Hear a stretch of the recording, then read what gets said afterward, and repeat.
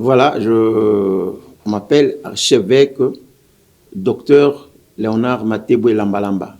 Ici, je veux parler, j'ai plusieurs casquettes. Je veux parler en tant que leader d'opinion. J'ai une très grande église connue à Anteur-Vianzevoix, là où il y a des centaines de milliers de chrétiens. Je veux parler également comme étant un représentant, un président d'un mouvement de masse qu'on appelle Redietco, Rassemblement des enfants de Dieu pour la transformation du Congo. Et je parle également comme en tant que représentant et président national des églises indépendantes du Congo. Voilà, à ce titre, je vais donner notre point de vue, notre déclaration concernant l'agression, la guerre d'agression que nous venons d'avoir du côté de l'Est, dont nous pointons le Rwanda. Le président Kagame l'a dit ouvertement dans sa langue, on a suivi, ça a été interprété, qu'ils ont déclaré la guerre contre le Congo. Alors là, je voudrais dire une chose. Je parle aux enfants de Dieu parce qu'en tant que président du rassemblement de tous les enfants de Dieu, rassemblement des enfants de Dieu, tous celui qui croient en Dieu, nous ne sommes pas naïfs pour ça, nous devons quand même réfléchir, nous devons comprendre que l'agression, c'est l'agression. Le grand problème que nous avons, c'est avec la communauté internationale. Laissez-moi le dire parce qu'on ne peut pas se voiler la face. Quand il y a une agression, on ne peut pas confondre l'agression et la rébellion. La rébellion, c'est un soulèvement, c'est une révolte au sein d'une entité. Quelqu'un se rébelle peut-être contre les ordres établis par, c'est pas l'autorité ou comment. Ça, c'est une rébellion. Mais lorsqu'on parle de l'agression, ça, c'est une attaque non provoquée, non justifiée. Les gens vont se soulever quelque part, ils viennent, ils attaquent soit une personne, soit un pays. C'est ce que nous vivons. Et je voudrais signaler que ce n'est pas pour la première fois que le Rwanda est en train de faire cette connerie-là. Comment? Il y a des moments, après un temps, ils savent ce qu'ils font, les Rwandais. Ils savent. C'est nous qui ne comprenons pas. Vous allez voir que ils vont commencer, ils vont tuer quelques gens, des jeunes gens peut-être congolais ou des personnes peut-être brûlées pour dire non, non, nous allons vous utiliser ainsi de suite. Mais ils vont prendre la milice, ils vont prendre les jeunes rwandais, ils vont amener pour faire une guerre. Et puis on va changer le nom, on va dire non, c'est une rébellion. Comme c'est une rébellion, après un temps, la communauté internationale va chercher à calmer le jeu. Et pour calmer le jeu, qu'est-ce qu'on va dire? Non, non, prenez ces jeunes gens qui se sont rébellés, il faut maintenant les brasser, faire un brassage, les intégrer dans notre armée congolaise. Alors là, vous avez des gens, d'autres personnes, des infiltrés qui entrent et qui vont travailler pour leur compte. Et n'oubliez pas que ce ne sont pas des rebelles, c'est une armée étrangère qu'on vient d'infiltrer, de brasser dans une autre armée. Ils entrent là, chacun avec son grade. Et quel grade? Toujours au gradé.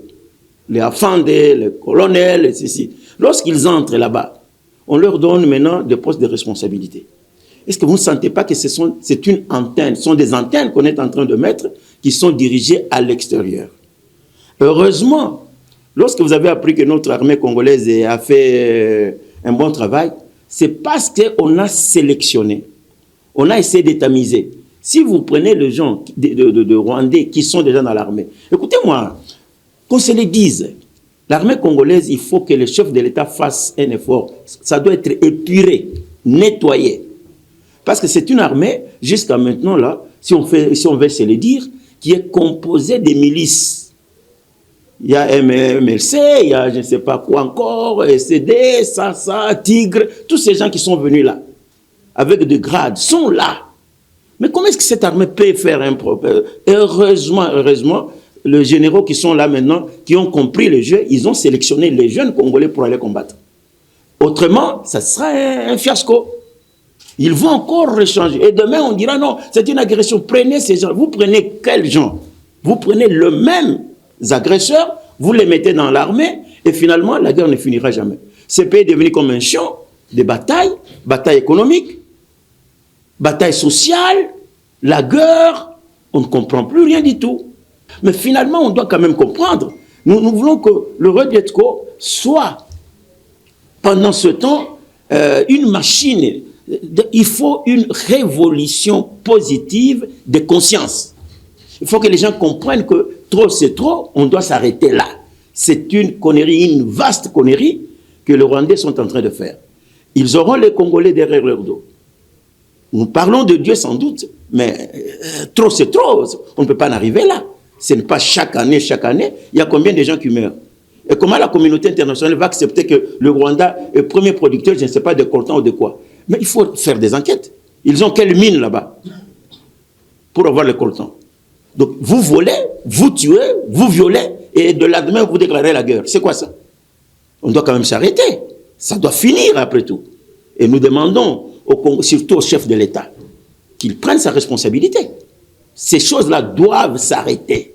C'est une connerie, c'est une blague, c'est une sottise. On doit arrêter ça, et les enfants de Dieu doivent comprendre que non, maintenant c'est trop.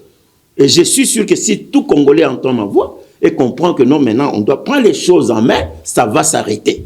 Parce que c'est lorsqu'on utilise de nos compatriotes qui sont faibles dans leur tête pour dire non, venez, nous allons vous donner ça, nous allons faire ceci, ceci. On a créé disons, une pauvreté imaginaire au Congo. Le Congo, c'est un pays très riche. Cette pauvreté, elle n'a pas sa raison d'être. Et tout ça, c'est pour manipuler la jeunesse. C'est surtout la jeunesse qui doit comprendre. Voilà du moins ce que je voudrais dire, que les choses que nous sommes en train de dire maintenant, que ça passe à l'oreille de chaque Congolais, chaque enfant de Dieu, chaque pasteur, chaque militaire, chaque autorité. On doit arrêter avec ça. Ce pays n'ira nulle part si la conscience du Congolais n'est pas changée. Parce que dès qu'on nous manipule, entre nous, il y a des divisions. Les États-Unis, par exemple, s'il y a un problème avec les États-Unis, vous verrez que tout le monde s'arrange pour l'intérêt de leur pays. En France, la même chose. Mais chez nous, non, non, non. On nous divise pour des bêtises. Non, il y a de quelle tribu? Il y a des problèmes de tribalisme, des problèmes de régionalisme, du n'importe quoi. Mais finalement, même s'il y a un problème d'agression comme celui-ci, vous allez voir les gens qui vont dire non, celui-ci est de l'Est. L'autre, mais c'est quoi finalement? Mais c'est le Congo qui est attaqué. Il y a un problème, il y a une confusion. On doit d'abord nettoyer, enlever les gens. Je ne parle pas pour dire non, tout celui qui n'est pas congolais, qui ne soit pas dans l'armée. Non, mais il faudra maintenant voir qui est le vrai patriote. Il y a les gens, vous allez voir même dans l'armée française, il y a des Noirs qui sont dedans. Mais ils travaillent pour la communauté française. Ils sont là pour l'intérêt de la France. Mais ici, chez nous, quelqu'un vient avec quelque chose derrière sa tête. Il est là comme un pion, en train d'attaquer le pays à partir de l'intérieur. Non, il faut que le président comprenne ça. Que non, ce n'est plus. Les temps passés, c'est passé. Il y a toujours... Il y a des gens qui parlent de la crise. Moi, je ne peux pas parler... Ça, ce n'est pas une crise, ça. Une crise, c'est un moment de trouble qui passe. Mais ici, ça, c'est une mutation. C'est une machine qui est bien établie. On sait là où on nous amène.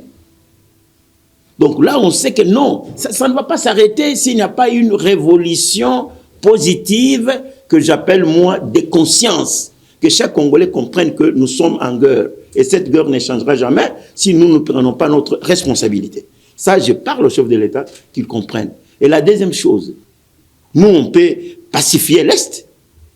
Parce qu'après tout, tout enfant de Dieu peut comprendre que ce n'est pas normal. Même les Rwandais, là, il y a aussi des hommes de Dieu qui peuvent comprendre ça. Il faut, à partir de chez eux, qu'ils comprennent que non, ce n'est pas normal. Dieu a établi des pays avec des frontières. Alors, s'ils sont les hommes de Dieu là-bas, ils comprennent, mais on nous agresse. Ce n'est pas normal, ça. En Moscou, chez Poutine et nos amis ukrainiens, mais dans l'église orthodoxe, on a demandé au patriarche de Moscou de dire non, tu dois prendre les choses en main.